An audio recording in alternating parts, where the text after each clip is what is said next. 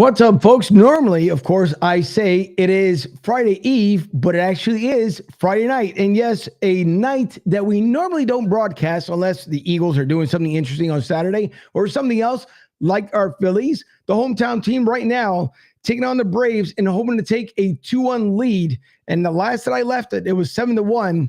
And I believe it might have been 9-1. I'm not too sure, which I had to get things ready here for the show. But nonetheless, the Phillies are in the postseason, representing really well, took care of St. Louis. Let's hope they can take care of the Braves tonight and then possibly move on, as I'll have another game to clinch because it is the best out of 5. They'll take the 2-1 lead. So, yes, I'm donning the Phillies gear tonight, even though we will be talking hoops with Coach Mark D. Anderson from the Owensboro Thoroughbreds. And if you guys don't follow the basketball league, I would ask you to please follow the basketball league. See what this team does. They're like the AA of the NBA level. So if you guys want some good, interesting games, especially here from the Owensboro area, or you can be anywhere in the U.S., overseas, no matter where you view the show from, you can take a look and see what not only Owensboro does in their neck of the woods, but what the TBL does all together. And as Evelyn and David have stated, which is where the spirit of the games lives,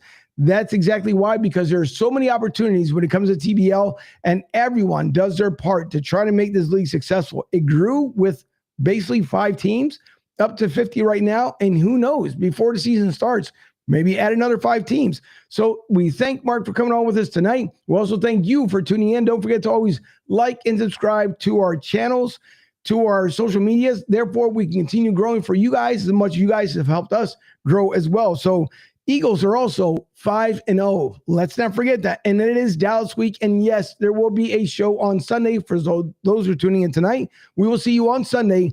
The time to be determined just a little bit later on. So check the social media, Facebook page, Twitter pages, Instagram pages. I'll let you know exactly. And also on the website as well, broadstsouth.com. And I'll give you guys all the updates on what we plan on doing for the Sunday show. So the Eagles know they got a tough challenge in front of them against Dallas. We all know how we feel against Dallas. I won't say tonight, but we know that Dallas is not liked in Philadelphia. But nonetheless, the Eagles are taking them on. We're hoping to see them go 6-0, but we know that every single week, as Nick Sirianni says, they look to go just 1-0 and not worried about them being the only undefeated team in the NFL. So lots to get into, lots to talk about with the TBL, and I can't wait to have Coach on here momentarily because I follow this team close and took a look at the run that they made. And as I spoke to Coach before the show started, I believe, and I'm telling you, just the TBL teams that are out there, take a look because Owensboro will be making noise this year. I believe so, including the new teams that are out there. But Owensboro, just watch to see what's going to end up happening because I believe in my heart that they're going to be making a longer run than what they did last year. So with that being said, of course, I thank everyone for tuning in tonight from Australia, from Kenya, from everywhere around the world. Thank you for tuning in and watching us on our network, broadstreetsouth.com. You can always watch the live show there. Don't forget about our YouTube and everywhere else. But more importantly, thank you for always listening, tuning in, and appreciating what we do for you as much as we appreciate you guys. So it is episode 161. I'm Angel, and welcome to Broad Street South.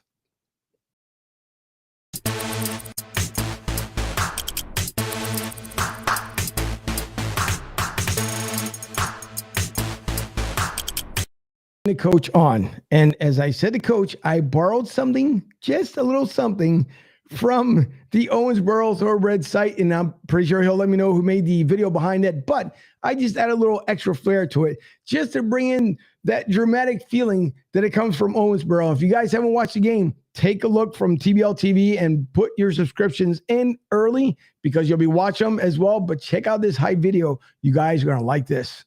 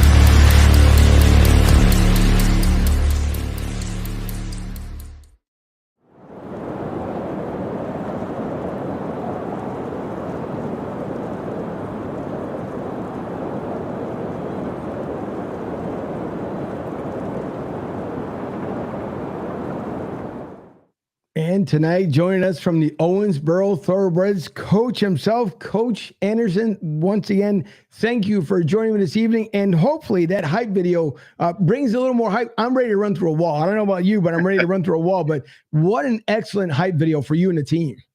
Hey, Angel, thanks for having me on. Yeah, that was done by Wonder Boy Media down in Owensboro, and they would follow us. They followed us around to all of our games, home and away, and then put together, would splice that. In home games, they would do a review of the games, and sometimes they would beat up that night or for sure the next day. But they do such an outstanding job. This is another one of the facets that we have in Owensboro. I think makes us one of the destinations to play in the TBL.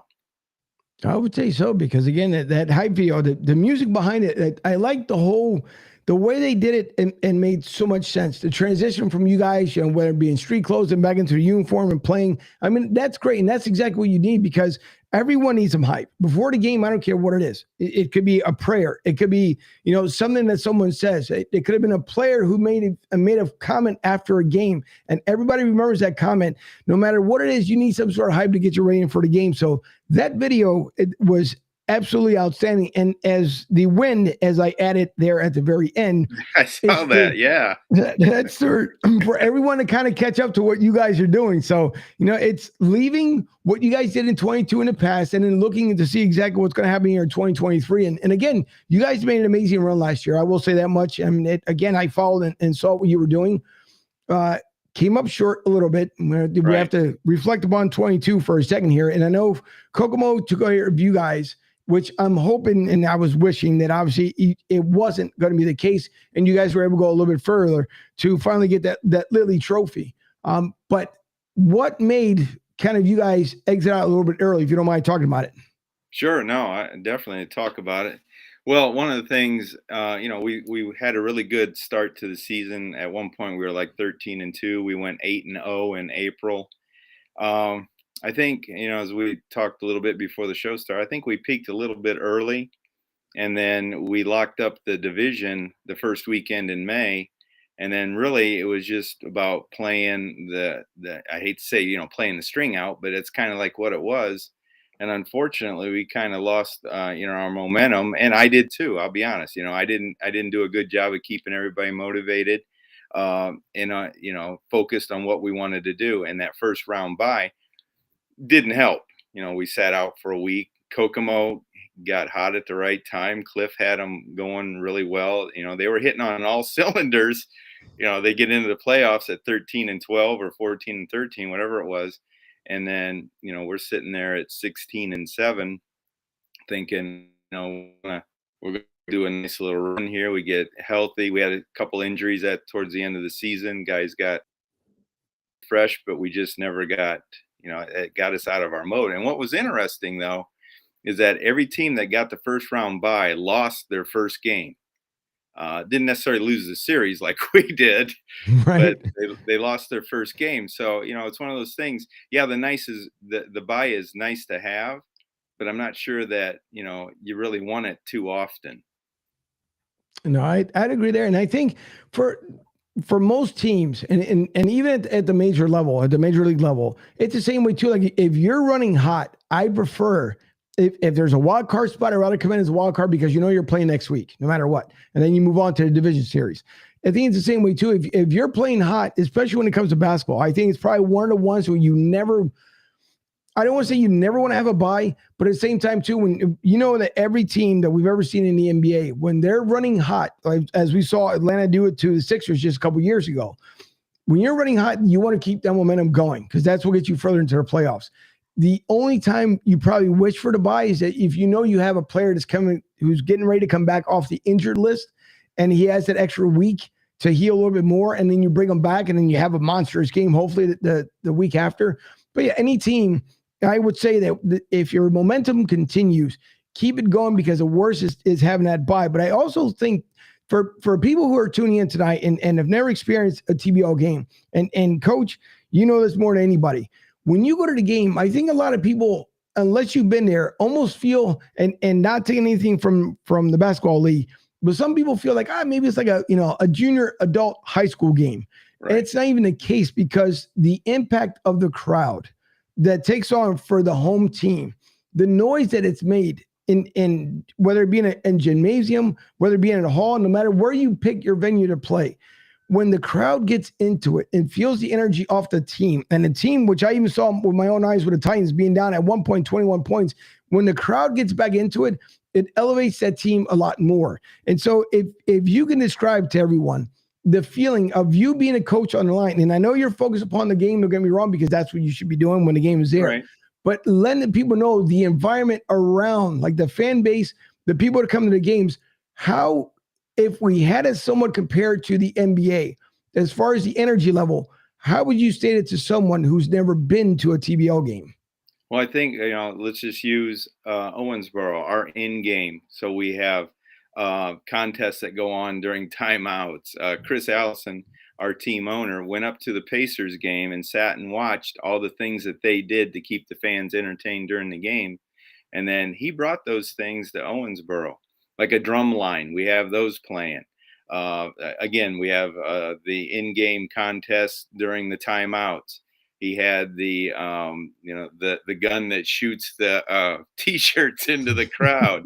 So we play in the Owensboro Sports Center. It's a 5,000 seat venue. It's a historical place to play. It's kind of cool. It's really cool, actually. And the thing is that no, we don't get 5,000 people in there. We'll get 800 to 1,000 to 1,200. But when the games are going, it's loud in there. And one reason it is because of the low ceiling that's in the arena, and so all the noise just bounces off that, comes right back down, and it's loud in there. Plus, you have the background music that's playing. Some the other teams come in here and they look over, they ask me to turn it down, and I go, "What are you talking about? I don't hear anything." So, but to be honest, there are a couple of times where I had to say, "Hey, turn it down. They can't even hear me now." So Right. those things. But it's one of those things. For example, we go up to Kokomo. We played up there last year in a regular season game. There were 3,000 people in the stands, and it's in Wow. a gym, a high school gym in Indiana that holds 6,000. So they're right on top of you. Lebanon, where the Leprechauns play, great facility. They had great crowds there. So you see a lot of that in and around the TBL, where the fans are really involved. They get into the games. It's a fast-paced game. And what the thing is that the majority of our players come from mid-major colleges. And the neat thing is a lot of these guys take off once they get to the TBL platform, because it allows them through coaching, through our streaming of games, to be seen around the world, and they get an opportunity that they may not have had in college. All of a sudden they start to blossom, because now they get to showcase some things that they weren't able to do before, and it's a good thing. It's a good thing for all of us. Yeah, that it is, because as far as fast pace, you're absolutely correct. Because being a broadcaster in the game, once the game gets ready to start, and usually I would come in about 5 minutes before the tip off, and for me, when you're doing a show, like even with me here at the LG Direct Sales Solutions Studios here at in Tampa, the big thing is when I'm here, I have a comfortable environment. I know exactly what I'm doing. I got all the moving parts and everything else.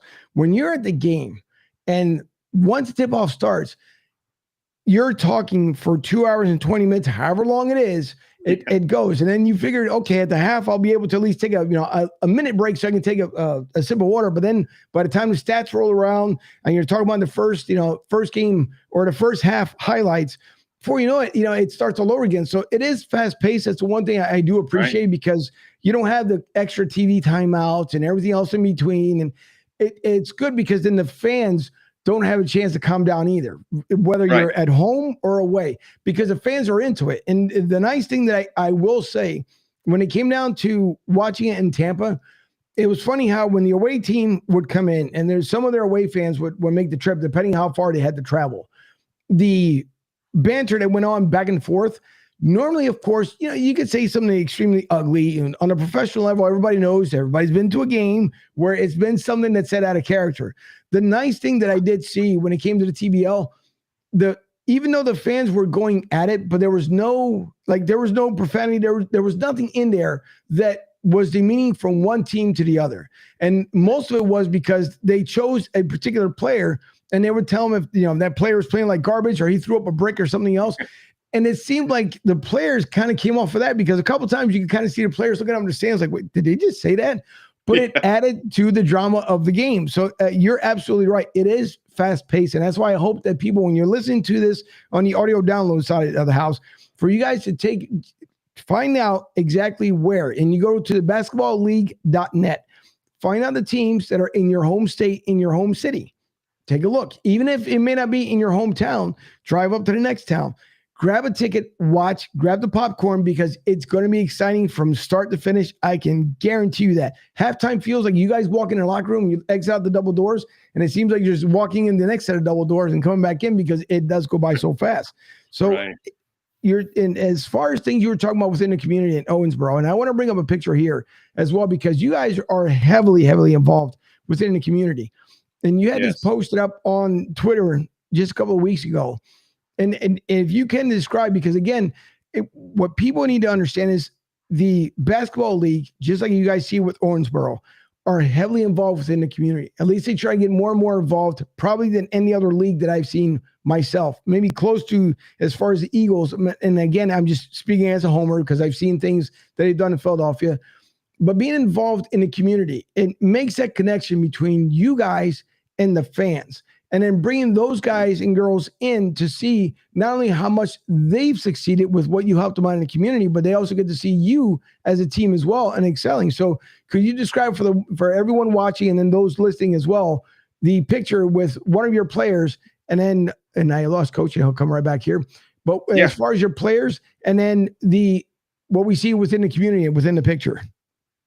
So what we have there is a league that we're sponsoring in Owensboro, and that's Javion Eves, our players with the players there, and it's Disabilities League. And what it does, it gives them an opportunity to go play. Our guys that are in the area that are down there go in and assist, help out by coaching, working with the players on a weekly basis. It's just one of those things is that when we recruit players to Owensboro, one of the first things that we ask them is, are you willing to be in the community? And of course they say yes, but the thing is, as it goes on, we see whether or not, their yes was for truth or not. And sometimes that's a reason why we don't bring people back, is that they don't go out into the community, and we need people out there. So it's one of these things, Jay he's doing a better job of this than before. And I like seeing him out there because he played at Murray State. He's from Kentucky. And it's one of those things that he's stepping up, and it's really enjoyable to see because he's really a good guy. He's nice to talk to. He's friendly. He's a crowd favorite, again, because he's from the area. So it's one of those things. And this is huge, not only for us, but for him and for the people's lives that, he's touching when he goes in there and helps out. And the one thing I will say as well when it comes to that, because when we had Prescott Mack from Coastal Georgia Buccaneers, he talked about almost what you were saying this evening, is that when the players, when they're involved in a community, and again, everyone tries to get, and whether it's, an elementary school, a high school, wherever it's needed, that the one thing that I did like that he did say was that if a principal ever reached out to him because a child was being bullied, that if he had one of his players available or he was available himself, that he would send, when he was in Dallas, one of the players to the school to pretty much uplift that child and let him know that it's going to be okay and invite him to the game. And I think to me, that's really important. Only because it's a complete different society that we live in today. And I think for a lot of these kids that we always hear growing up, and we hear it more and more today, that, most kids or most people are trying to find themselves and figure out what they want to do next. And when you have someone that's being bullied because, they might wear a funny pair of glasses, they don't have name brand clothing.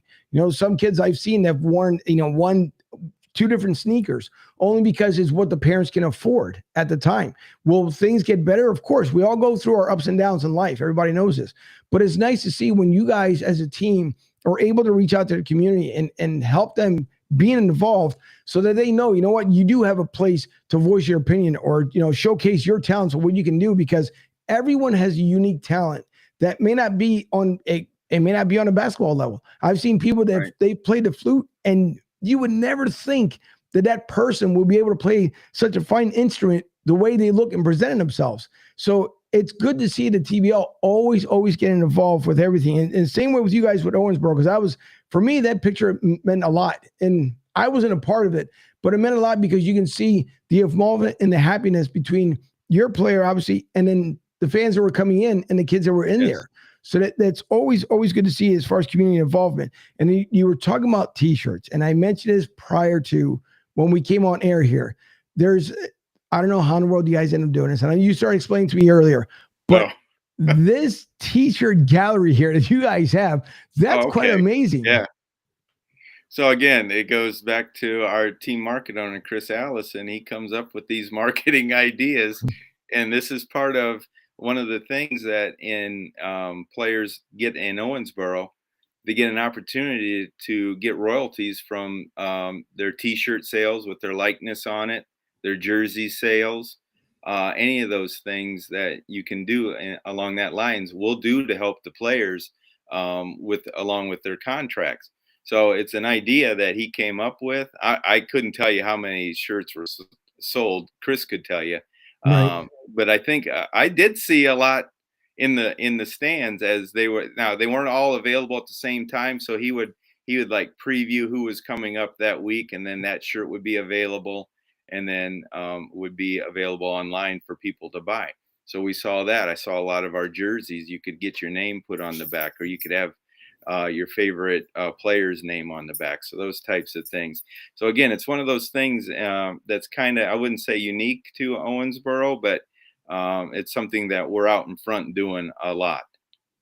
All right. And to me, I think it's pretty neat because, again, especially if you guys are letting them have the royalties from it. I mean, that's anything that can help the players out as far as making money. We know, okay, for those who don't know, these guys don't make NBA contract levels. I mean, you're not talking about 20, 40 super contracts or anything else like that. A lot of these guys with the contracts that they make and the money they make, I should say, is because they want to get to that next level. They want to get up to the G League. They like to get to the NBA level. Most guys like to play overseas, and we've seen a couple of your players as well hit the overseas market. And that's the one thing, Coach, I guess I haven't asked from the other coaches as well. When a player makes it to where they wanted to be. So let's say you have someone who wanted to go to Columbia to go play Columbia ball. How much of an honor is it for you to be able to coach that individual player and then for him to land exactly where he wanted to be? Well, I think that's a huge reason on why I'm still doing it, because it's cool to help these guys see their dreams come to reality. And, in the last 6-7 years, well, let's go back to the year before. That team had 6 guys go international. This year, we just Darius Nunn just went to France 3 weeks ago. So he was our starting point guard the last 2 years. So he's over playing in France now. So those things happen. Javion Eves, who was in that photo that you showed, played in Georgia last year, then came back for our season. Evan Milligan was in Georgia, the Republic of Georgia, playing, and he's over in Albania now. So we give these guys the opportunity. Now, once they get there, it's up to them. But the thing is, we've given them that platform, and it's really cool to see how these guys can keep playing. And I think some of these guys can play well into their 30s, and it's good brand of basketball that's out there. I think, the TBL is kind of under the radar when it comes to how well we play, but you got Lindy Waters now out in OKC that's starting, who played for the Enid Outlaws. We've had several guys that have been in NBA Summer League or NBA G League training camps. So those things, it's exciting. We got guys who can play. There's no doubt about it. And we got coaches who can coach. And that's the other thing that is a platform for, help coaches get somewhere where they want to go in their career. So it's good for all of us. It is, because I've always put down there that as much as I possibly can with my full-time job, obviously, then coming home and doing this as a full-time as well on my own network. But I try to send a message out there with the TBL every time they put a message, because it's opportunities. Honestly, God, is exactly what the basketball league is. It's opportunities for those who want to take the opportunity. No one is ever going to come to your door and knock on your door and say, "Hey, Coach Anderson, Cleveland Cavaliers here. We want to talk to you for a minute, because I know you haven't been doing much, but I want to talk to you." No, because everyone is there to showcase their best talents. Now, coincidentally, could it be Cleveland come knocking your door? Of course. Why? Because they've seen the opportunities you have done for your team, for your players, and your assistant coaches as well. So, the opportunities are there for guys who want to try out. I have right now one young gentleman in New York.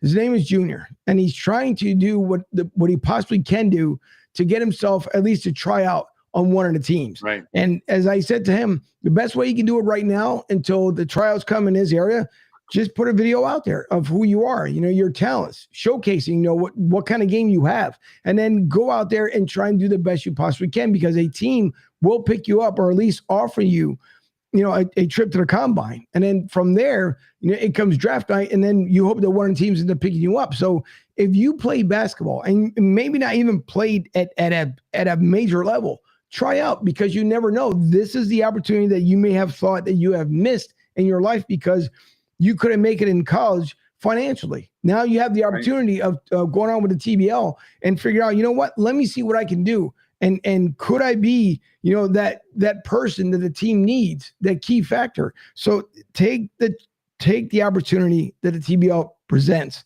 for everyone, because it's amazing what Evelyn and David have done in a short amount of years. It's absolutely amazing. And now reaching out to Canada and going up north to our friends in the north. I mean, it's just, I see this continuing to grow and grow and grow, and being a part of it, it's a lot of fun, because again, you get to see so many different teams doing so many great things. And these players are just, it's amazing when they come into that. And again, I'll just use the Tampa experience. When they walk in to that venue, I don't care what's on their mind. The minute they cross through that threshold, whatever outside is going on, it's done. It's now game time, because you can see them when they come into practice. Coach Berry, I will say that much, and Coach Berry went overseas, but Coach Berry had those guys locked in. And he went on an amazing run. First time they were ever go to the playoffs. Unfortunately, they were exited out early. But when these guys come to play, they come to play, and they put the show on, even if they don't think they're putting the show on for everybody. So if you're watching them in a high school stadium, even if it fits, let's say 100 people, guaranteed those 100 folks are going to be on their feet at one point or another rooting this team on. So again, Owensboro, look out, everybody. I'm just saying it right now. Coach Anderson, Owensboro is making a run. So just want you guys know in advance, as I already said a couple of times tonight, but we also talk about too, when it comes to the opportunities, you guys have also helped out, and I'll bring this up as well here, a set of coaches from the TBL now in the NBA development program. So now, how important is that? You guys helping these guys out to be able to make it to that next level? Oh, with the referees, the referee pictures there.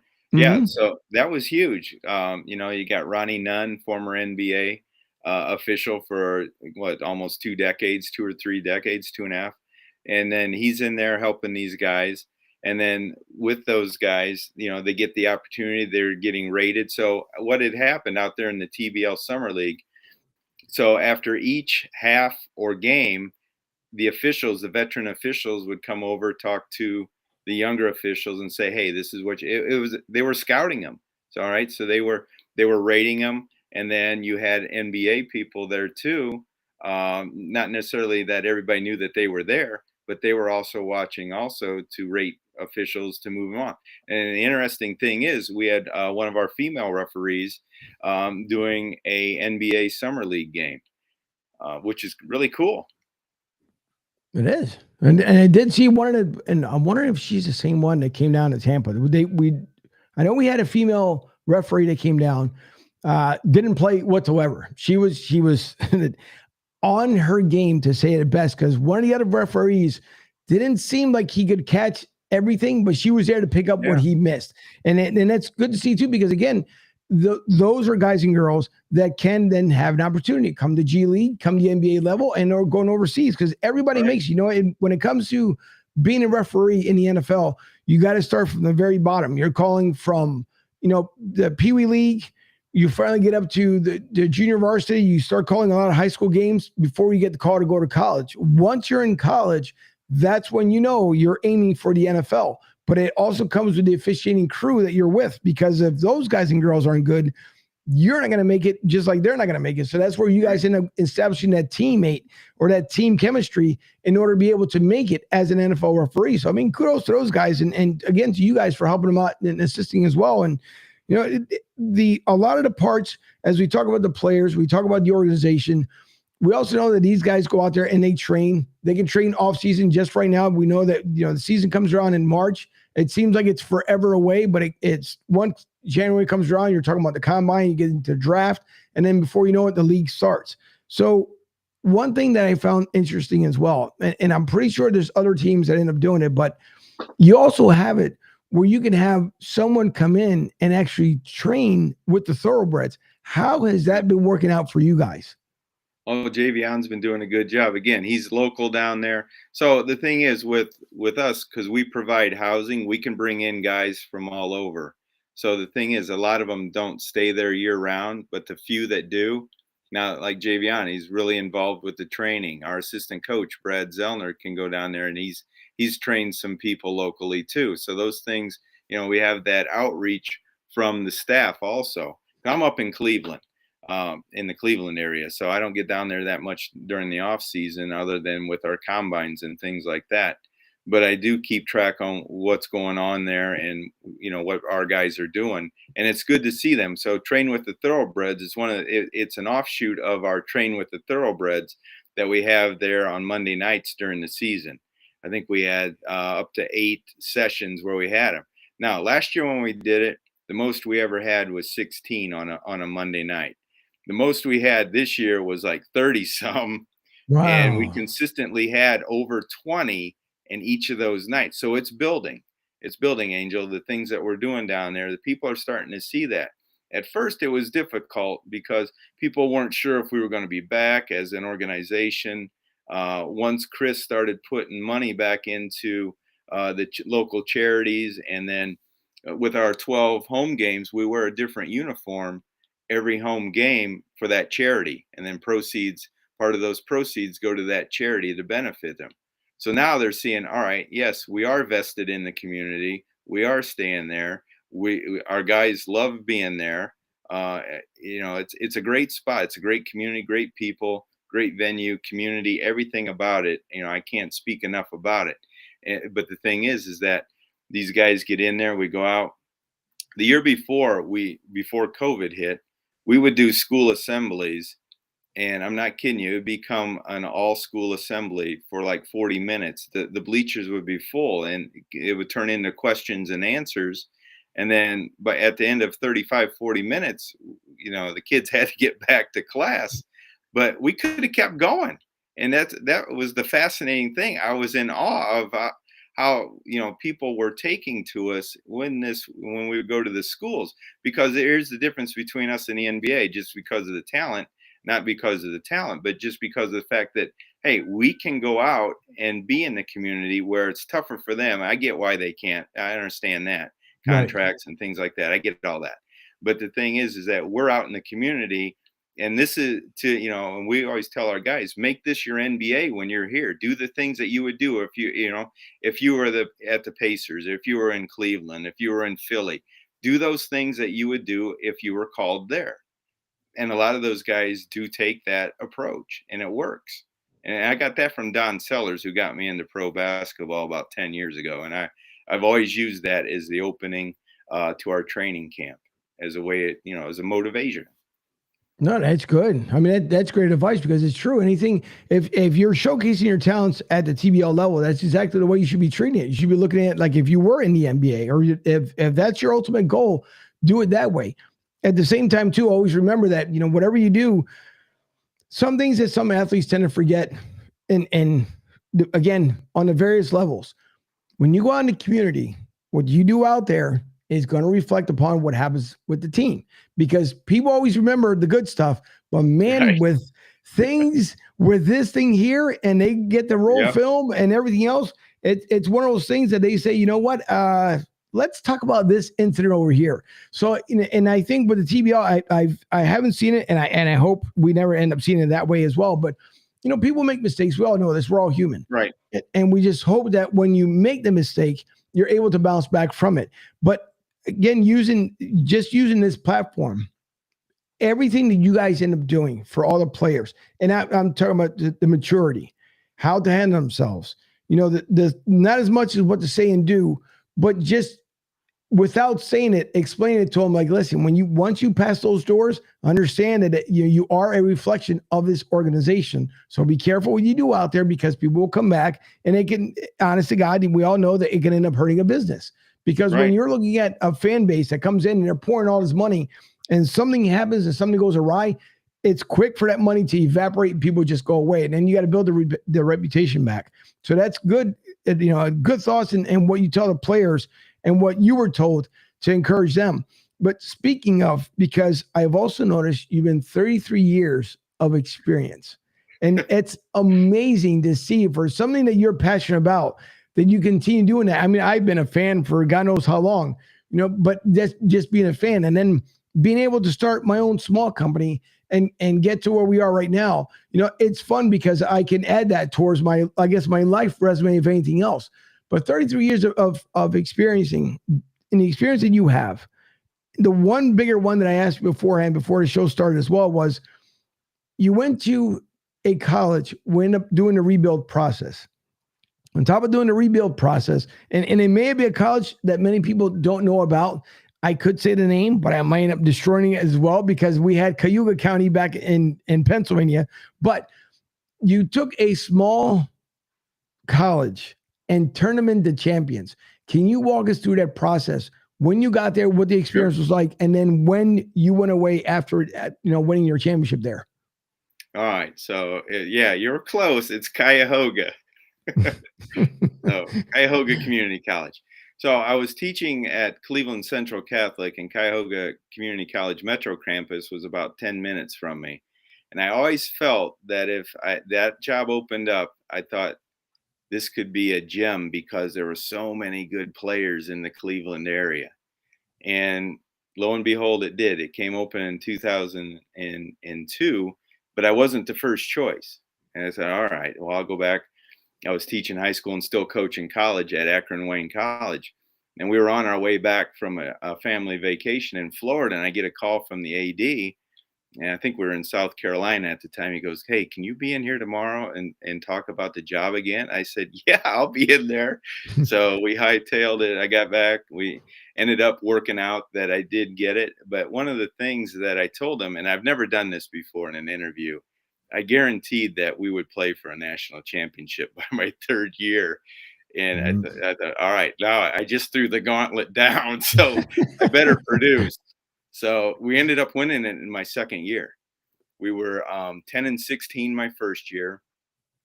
We kind of cleaned house. Not that they weren't good guys. It's just that we had other guys that were coming in that were better basketball players. The one Right. thing I was proud about that 10-16 team is we didn't lose anybody to academics. And that's one of the stereotypes of JUCO, is that the kids, they can't go to four-year colleges, not because they're not good, because of grades. That's farthest thing from the truth. Okay, let's take, for example, up here in Cleveland, the metro area is so large, not everybody gets seen. So it was, and this was before social media was huge, with putting out highlights and things like that back in Right. 2000, early 2000. So we ended up assembling quite a team, and then we struggled throughout the year, and then we won our last 7 games going into, counting the regional out at Lakeland, going into the national finals in Danville. And I'm sitting there with my assistant coach, and I look at him. I go, how in the heck are we going to keep up with these teams? They're running up and down. I'm going, there's no way. Well, lo and behold, we had to play 4 games in 4 nights to win. And we ended up winning the national championship on the 4th night. We beat Mott College, and everybody in that gym was going for Mott, by the way, Wow. because they were one of the returning champs, and we were the new kids. And I remember one of our players, Mike Melton, sprained his ankle. He's my starting forward. 2 minutes into the game, I'm walking out on the court, and I hear somebody yell, "It's over, coach." Well, that fired me up then. I went back in the huddle. We got everybody together. I said, all right, we're going to win this thing. And we ended up winning by 7, 74-67. But out of that, this is where guys ended up highlighting. A guy by the name of Steve Gindra, who never played hardly at all because guys had fouled out during this game in injuries. I had to put him in the last 8 minutes of the game. Well, he got a steal. He got a jump ball. He scored a basket. He played great defense. And it was one of those things that if it wasn't for that, who knows? I had guys on the bench. Jeff Boggs, he hit a three in the first game of the tournament out there, and then I didn't play him the rest of the time. But the thing is, he could have gone south. Nope, he was one of the first guys off the bench at every time out. And the funny thing is, or the great thing is, to this day, most of us stay in touch with each other. And we Oh, had wow. a 15-year reunion 2 years ago at Tri-C when they had a game, because our starting point guard, Michael Duncan, was the men's basketball coach there, and one of his assistants, Ray Smith, who was my assistant at the time, helped get it together. And the great thing is, we even had Daryl Harris via Skype from Poland, because he was in his 14th year playing professional basketball, and he's still playing today. 16 years later, he's still playing. And it's Wow. one of those things that, he got an opportunity. Daryl is one of my favorite stories. He was a 6'5" senior sitting on the bench at Cleveland East High, never played. He comes to us in the fall of 2002. Coach, I'd like to play. Okay. How many credits you have? Well, I only have 7. And well, you got to have 12 to be eligible. All right. He comes back the next fall. And I look up at him. He had grown to be 6'9". I go, Daryl? He goes, yeah, coach. Yeah, it's me. So he was one of our main cogs. The following year, we go back. He's 6'11". We ended up losing in the Final Four, but he ended up getting an opportunity. He became an All-American. He went from riding the bench in high school to a JUCO All-American to finish his last 2 years at Rhode Island, and is playing in his 16th year as professional basketball. So it's one of those things that we're proud of. A lot of those guys, all those guys off that team are doing something, either coaching, teaching, military service. It's just been wonderful to see them grow as men. One of them is a filmmaker, Lamero Smith. He's done some films here locally. It's just great to see them as fathers, as husbands, as to grow from where they were when we got together back in 2003, 2004. Wow, that's amazing. Because again, you never know. You never know where the road of life takes you, and it's pretty good No, that you're able to coach these guys. And I'm pretty sure the feeling. First of all, I will say, as a broadcaster, would I love to be able to call a championship game? Of course, because then you would be a part of the experience. But it has to be an amazing level. And I'm going to reference now 2 years. I've seen the Phillies win the World Series twice, 1980, 2008. Again, as a fan, it's an exhilarating experience. When it came to the Eagles, there was nothing like it. And I hope I get to see that again. But, Coach, the feeling that you have to have, I want to know once the buzzer ends the final game, in that moment, do you feel that moment of euphoria at the end of it? Or does it take a couple of days before it sinks in like, wow, we're actually champions? oh, it would. I let out a loud yell. I know that. It was like, hey, we won. And I tried to jump the chairs to get to my family, and I missed. Hurt my knee, which they still remind me of years later. But you know what? I'll take that for a national championship. But, yeah, on the way. And the funny thing is that on the bus ride home, my assistant, Ornat Gardenhire, turns to me and he goes, well, what are we going to do next? It's like one of those things. Yeah, you're right. We did this in our second year. What do we got to do? Well, we went back to the Final Four with only 8 players. That's Wow. how well these guys meshed. And we had a great group of men. And one of them, Grant Urbanski, he went on to play at Montevideo University down in Alabama. So he went from being MVP as a freshman, winning the national championship. He went to the Final Four with us and the second year. And then in 2 years at Montevideo, went to the Elite Eight and the Final Four. So you can't top that. He had a great college career, and he's now a PE teacher down in Alabama. So it opened doors for guys that may not have been there before. That is quite incredible. That you're in, man. It's something. Again, it's a life experience that people won't understand when you take us. And again, it's a small school. Most people won't hear about it. but it's a Right. small school that led on to bigger things. And so, and it's a legacy you left behind for them as well. And it was good to see you guys had a reunion to go back and reflect as far as what you end up, what you guys end up doing and how it evolved all those young men as far as a career. So that's amazing. That's why I hope, listen, I'll be your biggest fan when it comes up to 23, and I hope you guys are able to do it. I know there's other teams that are out there, but I hope you guys are able to make that run because it would be nice to obviously to win that championship and bring it home, just like any other league team in the league as well. Whether it be in Charlotte Purple Jackets, Coastal Georgia, I mean everyone in between, Right. Everybody's fighting for it, and then everybody knows you start out 0-0, and then the streak continues after that. So it's a lot that you guys are riding on, but I just hope nothing but the major success for you guys coming up in the 23 campaign. Now, do you know, and I know it's early out, but do you guys know if you guys are going to have any returning players? Well, I know that we'll have JV on for sure. I'm hoping that we get back Marty Hill, who was he's a neat story because last year in the draft we had the number 28th pick, and I knew going in that he was somebody we wanted. One, because he had played at the University of Evansville, which is only 40 minutes to our west from Owensboro. So again, people with name recognition.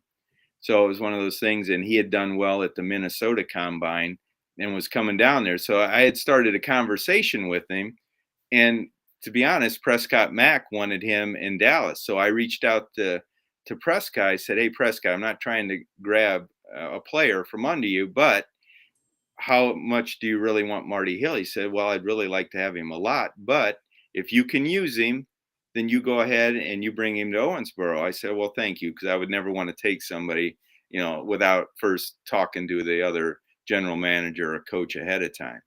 So it ended up working out. But the thing is, I knew that there's no way that he's gonna show out at this over 2 days, and at 28, I'm never gonna get it. So we went to Flint, who had the number 7 choice, and said, "All right, what would you like for us to?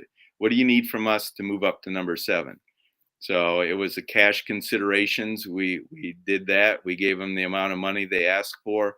We moved up to number 7. I got Marty Hill. He became a starter, averaged 14 a game. And it was one of those things that we're hoping he's back. Montel James, who was our center, 6'7". You think, well, he's not a pro center. I'll tell you what, he averaged 18 points and 12 rebounds. He played for Loyola of Chicago, Division I, and he holds his own. Now we got to get some help for him. We didn't. That was the one thing. That was the other thing that kind of held us back from making that run, is that we didn't have a true big to back him up. Our other player, Alex Arlano, he's a 6'6" forward, but he was playing out of position. We want him to be able to play forward if he comes back. He's working on his graduate degree and wants to be a school counselor, which is great. All these guys have their degrees. They've earned them. That's the other thing that people tend to forget, is that these guys have done their work on and off the court. They're ready for the next step in life once basketball is done. Yeah, that is really important, and that's why I can't say enough that I hope that everyone gets the opportunity to watch the basketball league. And again, go to the basketballleague.net, look on the website, and check out the local teams surrounding your area. And then you'll understand why we are as passionate as we are to see these guys excel, and what the teams end up doing inside the community, what everyone's involvement is that you can be a part of. The fan experience is huge when it comes to the TBL. And I hope that people really gravitate towards that so they can see how much these guys mean to the teams. And one thing, Coach, I will say as well, I don't think people understand that. Of course, we know that the NBA has their draft. They make a semi-big deal, not as much the NFL. They go above and beyond. I think it's absolutely insane. But, with the NBA, they have their draft. I don't think people understand either that the TBL does have a draft night. And it is there's war rooms. There's everything that you guys all get together. So, if everybody thinks this is, at the high school level, you're absolutely wrong. This is as professional as it gets. So, yes. Before we end up ending the show here tonight, what's it like your first engagement in that war room, and you guys are going back and forth because you know what you need in the halves? Is there a lot of tension that builds up leading to that moment, or if something falls apart, like you were just saying, a little while ago, that you're able to maybe make a deal with somebody else. How much does that draft war room, between the excitement, the energy, and maybe sometimes a little bit of a letdown, because what you guys want, you can't have. So for those who have never been a part of that from any level, explain to us, if you don't mind, what draft night is like. So when we have it in Indianapolis, it's over a course of a Saturday and a Sunday.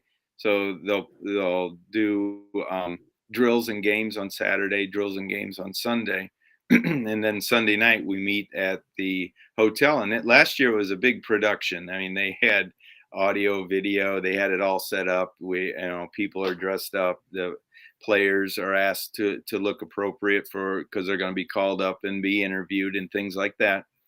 So what we do is we make a list of 8-9 players that we want, and with, of course, who we have at the top and who's that. Of course, everybody else is probably looking at too, and it's kind of surprising how when you see what teams are looking for and who they draft, it's like, okay, we would have thought they would have taken, and they probably say the same thing about us when you look at it. But the thing is, the last few years, we've gotten who we wanted out of the draft, and they've either become a starter or been a role player for us. So it has lended itself to that. We're required to draft 2 people each team. So this year, let's say if there are the 50 teams, which there are right now, so 100 players would be drafted and invited to training camp. Now, it's not a guarantee that they'll make the team, but it's a guarantee that they'll be in training camp. So the opportunity does get there. So yeah, it can be a little hectic because some of the coaches that I'm really good friends with, like Cliff Levingston up in Kokomo, we'll talk back and forth, and we'll kind of eyeball each other's list. Not necessarily showing them, but we kind of throw out names that go, oh yeah, I was looking at him, and da da da. Just kind of cat and mouse in each other when it comes to that. But the thing is, it's pretty neat. It's a great experience, and it's also good to where you can get to meet the other coaches that you don't normally play against because of location. And it's also good because players can also come up and you can interact with players and tell right away if it's somebody that you do want in your organization or not. And it usually goes pretty well. Well, I'm gonna hope to see within my own eyes of what leads on over that weekend, because it's going to be fun and interesting to see it, how it plays out, how things come together, and then then to follow up with how the teams are going to put their teams together, and then leading up to obviously into the season. So it's going to be, for me, it's going to be quite the experience, because it's going to be a lot of fun to watch everything that goes on. And then, like you guys, it's going to be like, okay, I know, for me, for example, I'm a free agent, but as far as when, going out there and taking a look at different teams, and because you do gravitate between, if I'm in Philly, I could gravitate towards my hometown teams, of course, but being down in the Tampa area, I get to see all the different teams when it comes to the TBL, and it's fun to see, like I said, the lineup they're going to have between the Eastern Division, the Western. This year, the teams that they've put together, it is going to be, all of you guys are going to be challenged. I think probably the most in the short years that the TBL's been around. I think it's going to be the most challenging season ever. And it's going to be really exciting to see how it's all going to end up playing out, and seeing what guys come back home from playing overseas basketball, joining their teams as well. So it's going to be, I think, 2023 for the TBL, the same way for the Owensboro Thoroughbreds. I think it's going to be probably the best year in the success of the league itself. So I'm dying to see what's going to end up happening. Again, it seems like it's forever, but everybody's starting out to kind of ramp up and see what's happening. But listen, Coach, first of all, thank you once again for coming back, for coming on with us, and please come back so we can keep finding out what Owensboro doing, and bring your team market owner as well, so he can talk about as far as the merchandise. Lord knows what he's got what he's got for you guys this season. Between the t-shirts and everything else, I'm pretty sure he's going to have a lot to talk about as well. Oh, he's got some other things planned for us, so it would be good. I'm sure Chris would love to come on here and do this. All right. Well, listen, I appreciate it. And again, good luck to you guys and to everyone else. As I saw the comments, the Phillies took care of business 9-1, so they are 1 win away, you guys, from going to the NLCS. Could we see a rematch between the Phillies? And if the Dodgers end up making it, I think in Philadelphia, we'd be more than ecstatic to say so. But again, thank you to everyone who tuned in tonight. Don't forget to please like and subscribe, not only to us, but to the Owensboro Thoroughbreds as well, so you guys don't miss any action whatsoever. So, Coach, thank you once again. To everyone else, thank you to my producer over in Studio B. I thank her as well, Debbie. And for everyone else, enjoy the rest of your evening, and we will see you on Sunday.